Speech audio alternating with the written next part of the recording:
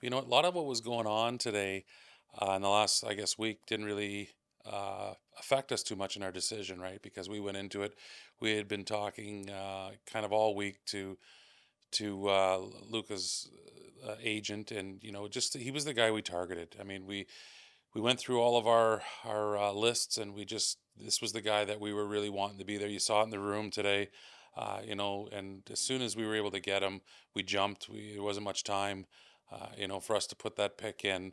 He's a guy we've been targeting now for about 2 years. He had a great season last year in Sault Ste. Marie, helped that team be one of the top two teams in the province, and went to Pittsburgh this year, had an unbelievable experience, and he just continued to get better and better. So he's unique. The coach from him last year was Terry Chitteroni, who we know well here in Sudbury.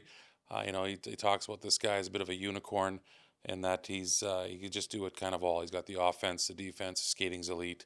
So he was the guy that we were really zeroed in on and wanting to bring to Sudbury. There's a few things with Ethan. I mean, his speed, like he's got a lot of speed.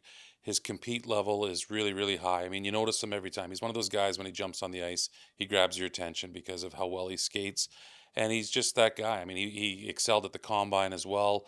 Sort of every scrimmage they had there, he was one of the guys that always jumped out. You didn't really have to look at your sheet. You knew he was wearing, the number he had on his back. And he was a guy that, our scouts were really, really high on coming out of the alliance. And again, when you get into the second round, you don't know where it's going to go, and you start seeing players getting picked, and we were just really thrilled that he was there for us. Well, he actually scored first at the combine on the on ice, so he was from all of the on ice testing that they did with all the players, the first place finisher in that was Henry, and the third place finisher was Ethan. So speed matters in this game today, and the pace of play.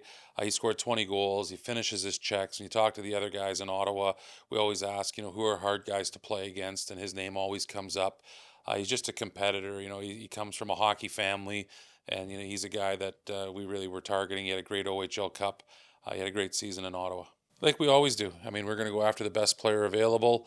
We're going to clean up the list here tonight because obviously there's 60 some names that came off of it, and we'll have a quick meeting here tonight, and we'll get back at it in the morning. In terms of Luca, we thought that he was the best defenseman in the draft.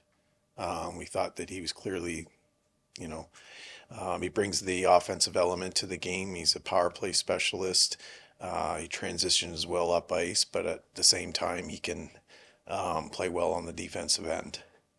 He's a leader on his team. He brings that presence on the ice, and he projects well as a possible quarterback for our power play of the future. We wanted to address the pace of the prospects, the prospect pool, and Ethan was one of the standouts.